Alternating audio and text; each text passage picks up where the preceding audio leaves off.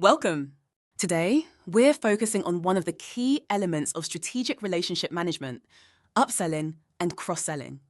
These aren't just sales techniques, they're powerful tools for building strategic value beyond the initial sale. Here's the obvious point you already know. Your existing clients are your greatest assets. They already trust you, value what you bring to the table, and depend on your expertise. The challenge? Finding ways to deliver even more value without feeling like you're selling. In today's session, we'll focus on three key areas: identifying untapped opportunities, positioning new offerings as extensions of existing value, and striking the right balance between persuasion and collaboration. By the end, you'll have actionable techniques to apply immediately in your client conversations. Let's talk about discovering opportunities. Here's the truth. Upselling and cross-selling isn't about walking into a meeting with a new pitch ready to go. These opportunities don't always show up as big, obvious signals. Most of the time, they're hiding in plain sight, buried in your day-to-day interactions with clients. Think about it. Clients often drop hints. Maybe they mention a new challenge they're tackling, or they express positive feedback about how your current solutions are performing. That's a sign they trust you and may be open to exploring more. Another clue is when clients engage more deeply, asking strategic questions or wanting to involve their leadership in discussions. These moments are a window into their evolving priorities. And don't forget to keep an eye on external changes like leadership turnover, new funding, or market pressures. These shifts often create new needs that your solutions can address. The key here is to pay attention, ask the right questions, and reflect after every interaction. Now, let's get practical. One of the easiest ways to uncover opportunities is to ask the right questions. Here's a cheat sheet of some go-to questions you can use right away. First, big picture questions. These help you understand their overarching goals and challenges. For example, what are your top priorities for the next quarter or year? What's keeping you up at night when it comes to a specific area of business? Next, we have exploration questions. These dig a little deeper into what's already working and where there's room for improvement. What's been working well for you so far? If you could improve one thing in your current setup, what would it be? Then there are challenge-focused questions, perfect for identifying pain points. What's the biggest obstacle standing in the way of achieving your goals? Are there any challenges you're facing that aren't getting enough attention right now? Let's move to future-focused questions. These get clients thinking about where they want to go. Where do you see the biggest opportunities for growth in your team or organization? If you had an ideal solution for a specific problem, what would it look like? And finally, leadership and strategy questions. These help you connect with their long-term vision. How has your team's focus changed with recent market trends or shifts in leadership? What's one area your leadership team is prioritizing right now? The beauty of these questions is that they're conversational and open-ended, so they encourage your client to open up and share insights you might not have uncovered otherwise. Have these questions ready before your next client meeting. Even if you only use one or two, you'll be amazed at the depth of the conversations they lead to. Now that we've covered some foundational techniques for uncovering opportunities, I'd like to bring in someone with a wealth of real-world experience. Frank has spent years in the field, working with some of the toughest and most complex client accounts. He's mastered the art of spotting opportunities where others might miss them, and he knows how to turn those moments into meaningful conversations that drive results. Frank, thanks for joining us. Glad to be here. What I love about Frank's approach is that it's all about practicality. He's not here to share theories, he's here to share what works. Let's hear from Frank about his top tips and strategies for discovering opportunities in client relationships. Frank, let's start with those subtle, offhand comments that clients make. We've all been there. Those moments can feel small, but they often open the door to something much bigger. What's your take on spotting and leveraging those? You're absolutely right. Offhand moments are gold mines for uncovering opportunities. Clients might say something like, "We're trying to figure out how to scale," or "Our team's been struggling to keep up with demand."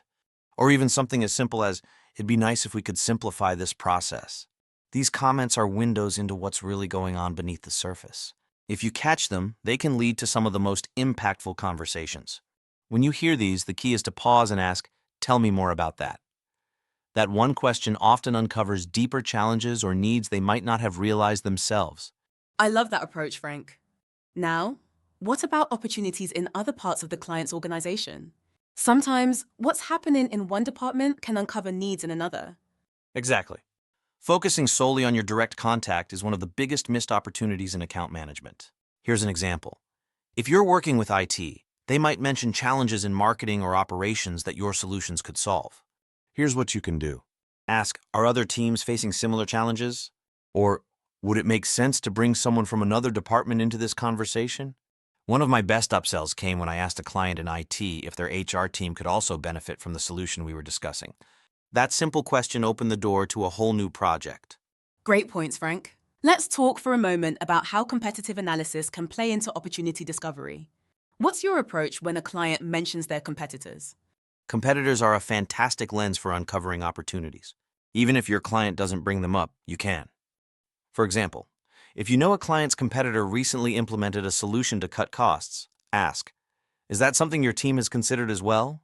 Or, how do you see your current approach stacking up against industry trends? The goal isn't to make them feel behind, it's to position yourself as someone who can help them stay ahead. Sharing these kinds of insights often sparks ideas and encourages clients to think more strategically about their options. Quick tip, be informed but neutral. Use what you know about the competition to guide the conversation, not to pressure them. Clients appreciate when you bring industry knowledge to the table in a way that feels collaborative, not critical. Great points, Frank. Using competitor benchmarks to spark ideas and inspire action, that's smart. Sometimes the best opportunities aren't immediately obvious in conversations. They're in the patterns and trends you can uncover by stepping back and seeing the bigger picture. Let's talk about two areas that are key to recognizing these opportunities: internal client data and external industry trends.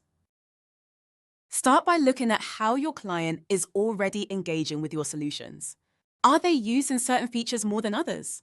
Heavy usage can signal areas where they'd benefit from add-ons or upgrades.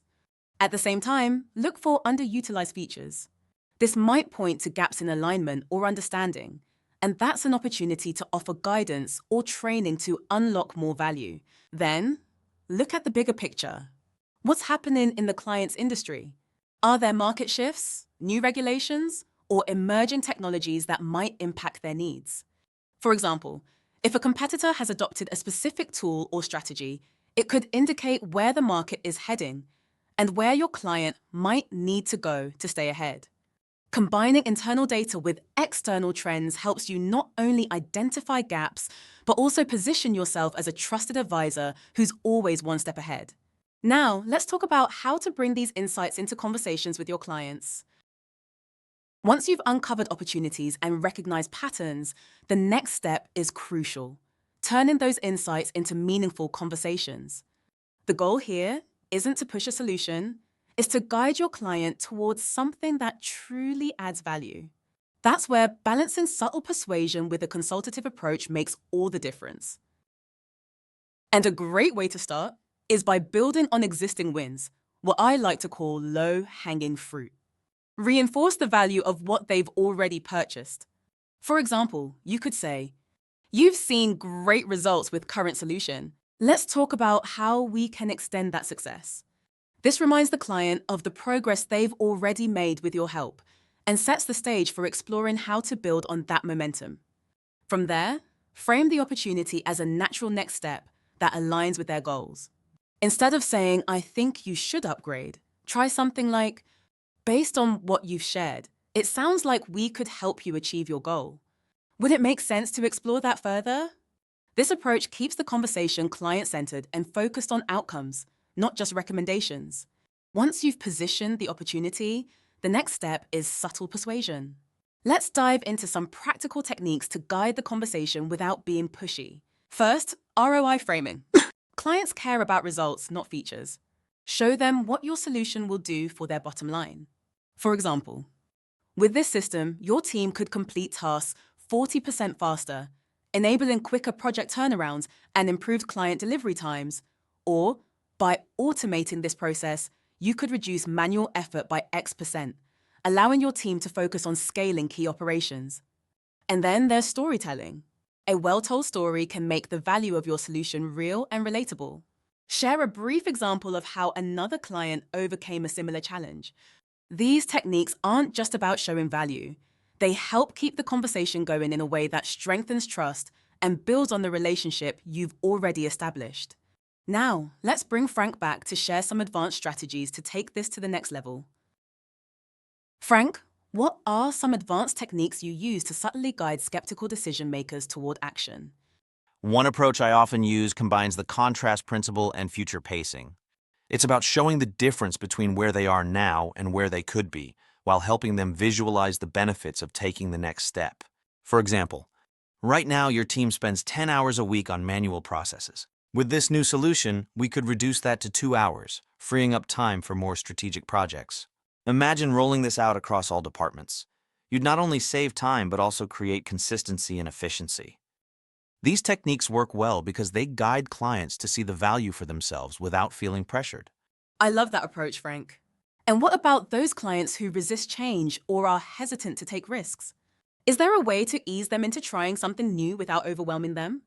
Another approach I often use, especially with these types of existing clients, is micro expansions. Instead of pitching a big transformative solution, you suggest small incremental steps that enhance their current setup.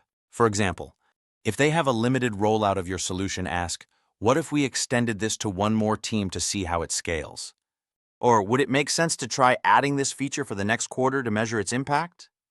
These small steps feel more approachable for the client, and they often open the door to bigger conversations down the line. That is such a great technique, thanks, Frank. Now that you've learned how to uncover opportunities and position them effectively, let's talk about keeping the conversation collaborative. Upselling and cross-selling work best when the client feels empowered, not sold to. Here are a few ways to make that happen. First, ask open-ended questions that invite your client to share their thoughts.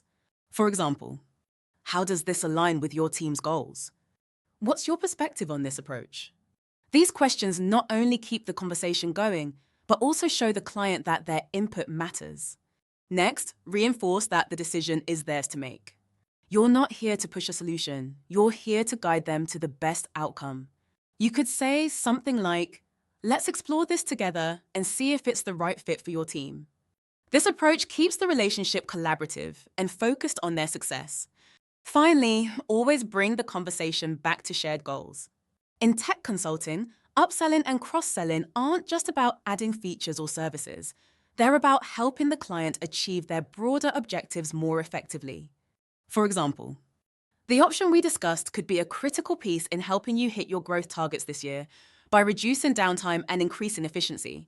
It's not just about tying the solution to their immediate needs. It's about showing how it supports their big picture vision.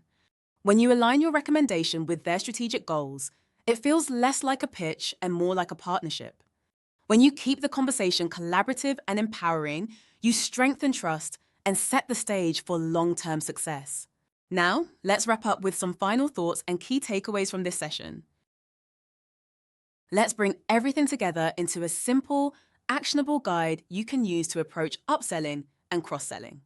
First, start by uncovering opportunities. Pay attention to offhand comments and ask open-ended questions to dig deeper into their needs. Next, recognize patterns and trends. Look at how your client is using your solution and connect it with industry shifts or trends to spot opportunities for improvement. Then, frame the opportunity. Build on what's already working and connect your suggestions to their bigger goals to make the value clear. After that, engage with subtle persuasion. Use techniques like ROI framing, storytelling, and micro-expansions to make your recommendations feel natural and easy to adopt. Finally, keep it collaborative. Involve your client in the process, align with their goals, and frame the conversation as a partnership for long-term success. Follow these steps and you'll not only drive results, but also strengthen your client relationships for the future. We've covered a lot today, but here's what it all comes down to. Upselling and cross-selling aren't just about making sales. They're about serving your clients. Every interaction you have with a client is like laying a brick in a foundation. Even if today's conversation doesn't result in an immediate upsell, it's building trust and opening the door for future opportunities. And don't forget, this isn't about pushing more products. It's about helping your clients thrive so they see you not just as a provider of solutions, but as a trusted partner who's invested in their success.